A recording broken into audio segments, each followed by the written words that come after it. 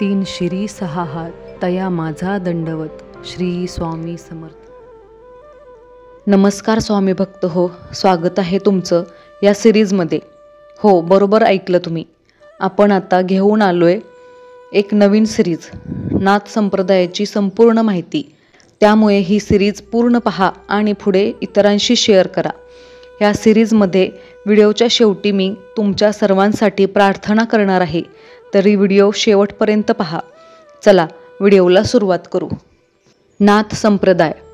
नाथ संप्रदाय हा शिवाचा उपासक असून शिव हाच सर्वांचा गुरु आहे, अशी या पंथाची श्रद्धा आहे. हा शिवच मानवी गुरूत प्रवेश करून जगद्उद्धाराचे कार्य करतो, असे ते म्हणतात. हा आदिनाथ शिव शक्तियुक्त शिव आहे, असे गोरक्षनाथांनी सांगितले आहे. म्हणजेच शक्ती ही शिवाहून भिन्न नाही, ती तदंतर्गतच आहे व तीच विश्वाच्या उत्पत्ती, स्थिती व लयाला कारणीभूत आहे. या शक्तीने युक्त असा शिवच पिंड ब्रह्मांडाचा आधार आहे आणि शक्तीविना शिव हा केवळ शव आहे. म्हणजेच शिवातील इकार हा शक्तिवाचक आहे. चंद्र चंद्रिकेप्रमाणे त्यांचा अन्योन्य संबंध आहे. सिद्ध सिद्धांत पद्धती या गुरु गोरक्षनाथांच्या ग्रंथात याविषयी पुढील श्लोक आढळतो. शिवस्याभ्यंतरे शक्ती, शक्त्यभ्यंतरे शिव, अनंतर नैव जानीयात चंद्र चंद्रिका योर्यो. यासाठीच सिद्ध सिद्धांत पद्धती या आपल्या ग्रंथाच्या सुरुवातीलाच श्री गोरक्षनाथ म्हणतात, आदिनाथ नमस्कृत्य शक्तियुक्त जगद्गुरुम वत्से गोरक्षनाथोह सिद्ध सिद्धांत पद्धतीयम. ज्याप्रमाणे दोन टिपऱ्यांचा नाद एकच, दोन फुलांचा गंध एकच, दोन ज्योतींचा प्रकाश एकच, दोन नेत्रातील दृष्टी एकच, त्याचप्रमाणे या विश्व पसाऱ्यात शिवशक्ती या नामद्वयाने नटलेले तत्व एकच आहे. हा पंथ शिवाचा उपासक असल्याने नाथपंथीय योगी जय शंकर भोलेनाथ किंवा अलक निरंजन अशी गर्जना करीत भिक्षा मागतात.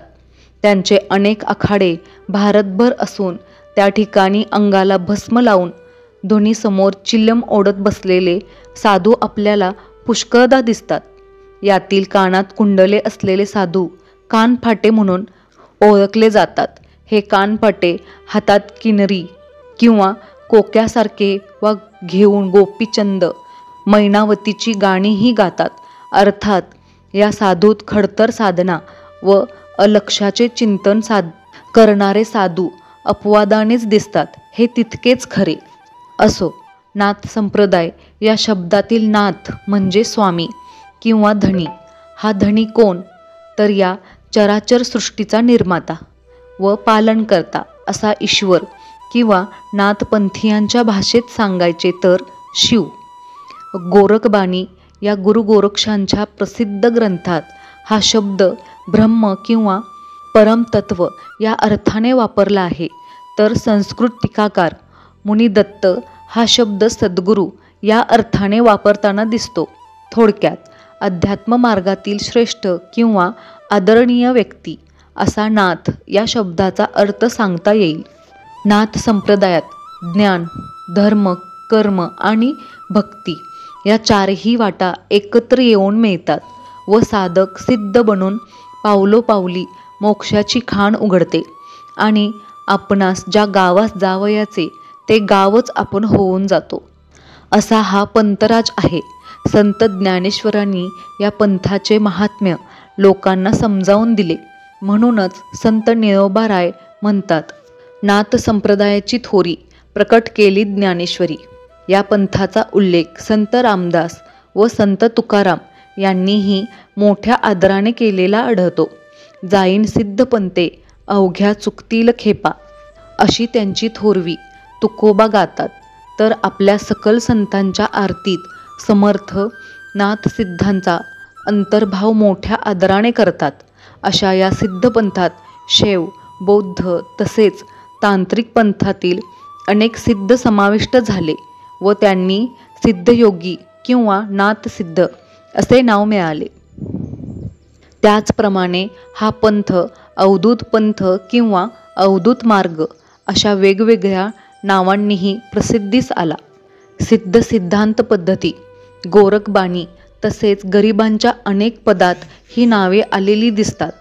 भगवान दत्तात्रेयांनी गोरक्षनाथांना जो उपदेश केला तो देखील अवधूत गीता या नावानेच प्रसिद्ध आहे. या नाथपंथांचा उदय नेमका केव्हा झाला हा प्रश्नही महत्त्वाचा आहे.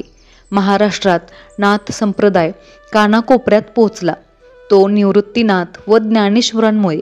निवृत्तीनाथ 1273 साली व ज्ञानदेव 1275 साली जन्मास आले. यापैकी निवृत्तीनाथांना गहिनीनाथांचा उपदेश होता आणि हे गहिनीनाथ गोरक्षनाथांचे शिष्य होते. याचाच अर्थ गोरक्षनाथांचा काल 11व्या शतकातील असला पाहिजे. तसेच गोरक्षांचे गुरु व नाथ संप्रदायातील आद्य मानवी गुरु श्री मच्छिंद्रनाथ यांचा काल हा 9व्या किंवा 10व्या शतकातील मानावयास हरकत नाही. मात्र नेहमीप्रमाणेच याबाबतही विद्वानात मतभेद आहेतच. राहुल सांस्कृत्यायन यांसारखे काही संशोधक ही सिद्ध परंपरा थोडी वेगळ्या प्रकारे मानतात व त्यानुसार नाथपंथांचे संस्थापक श्री मच्छिंद्रनाथांऐवजी सरहपाद हे ठरतात. हे झाले ऐतिहासिक दाखले, परंतु या परंपरेला दुसरी पौराणिक बाजूही आहे. तीत शिवाने पार्वतीला केलेला उपदेश मच्छिंद्रनाथ मस्सीच्या पोटातून ऐकतात अशी एक कथा प्रचलित आहे. ती खरी मांडली तर नाथांचा उदय ऐतिहासिक कालाऐवजी पुराण कालात जाऊन पोहोचतो. अशा या पंथात मूर्तीपूजा, वेद, स्मृती यांना महत्त्व नसून जातीभेद व धर्मभेद यांनाही स्थान नाही. अलक्षाचे चिंतन करीत मोक्षमार्गाची वाटचाल करणाऱ्या कुणालाही इथे प्रवेश आहे. जे जे ब्रह्मांडात आहे ते ते सारे पिंडात आहे असे हा पंथ मानतो. तसेच कुंडलिनी जागृतीला येथे फार महत्त्व आहे. अग्निचक्रात सुप्त अवस्थेत पडलेली ही कुंडलिनी शक्ती ज्यावेळी सहस्त्रार चक्रातील शिवाशी समरस होते तेव्हा योग्यांना कैवल्यावस्था किंवा सहजा समाधी प्राप्त होते. या कुंडलिनीचे तेज बालकर्कटी सदृश्य आहे असे गोरक्षनाथ सिद्ध सिद्धांत पद्धतीत सांगतात. हठयोगाच्या द्वारे ही कुंडलिनी जागृत होते व सहस्त्रार चक्रात पोहोचते असेही ते सांगतात. या पंथातील योग्याने म्हणजेच नाथ योग्याने आपला प्रचार ज्याला गोरक्षनाथ रहणी म्हणतात असा ठेवावा. याबाबत ते म्हणतात, कठोर ब्रह्मचर्य, वाक्संयम, शारीरिक व मानसिक शुद्धी, ज्ञाननिष्ठा, बाह्य वडंबराविषयी अनादर, मध्या माणसाविषयी अत्याधिक तिरस्कार हे नियम नाथयोग्यांनी कटाक्षाने पाळणे आवश्यक आहे. या पंथात गुरुचे महत्त्व अपरंपार आहे. म्हणूनच निगुरा न रहिबा, गुरुशिवाय राहू नये असे ते सांगतात. नाथपंथ कर्मकांड, सगुण पूजा, वर्णाश्रम पद्धती, होम हवन, संन्यासाश्रम, अग्निहोत्र इत्यादी हिंदू धर्मातील परंपरागत विषयांना भ्रामक मानतो. मात्र प्रत्येक धर्मातील वा संप्रदायातील चांगल्या गोष्टींचा स्वीकारही तितक्याच सहजतेने करतो. नाथपंथातील महत्त्वाच्या गोष्टींबाबत एवढी माहिती पुरेशी आहे. पुढे श्री गोरक्षनाथांचे तत्त्वज्ञान सांगताना हीच माहिती काहीशी विस्ताराने आली असल्याने हा विषय इथेच थांबवून आपण आता नाथपंथांच्या वेशभूषेकडे वळू. कारण एका विशेष प्रकारची वेशभूषा हे नाथपंथांचे आगळे वैशिष्ट्य आहे. ते आपण पुढील भागात पाहणार आहोत. आदेश. तुमच्या सर्वांच्या सुखासाठी प्रार्थना. हे स्वामीराया, सर्वांना चांगली बुद्धी द्या, आरोग्य द्या, सर्वांना सुखात, आनंदात आणि ऐश्वर्यात ठेवा.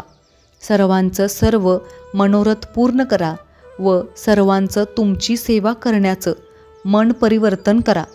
सर्वांचं भलं करा, कल्याण करा, रक्षण करा आणि तुमचं गोड नाम मुखात अखंड राहू द्या. श्री स्वामी समर्थ. व्हिडिओ आवडल्यास लाईक, शेअर, सबस्क्राईब करा. कमेंट करायला विसरू नका. धन्यवाद.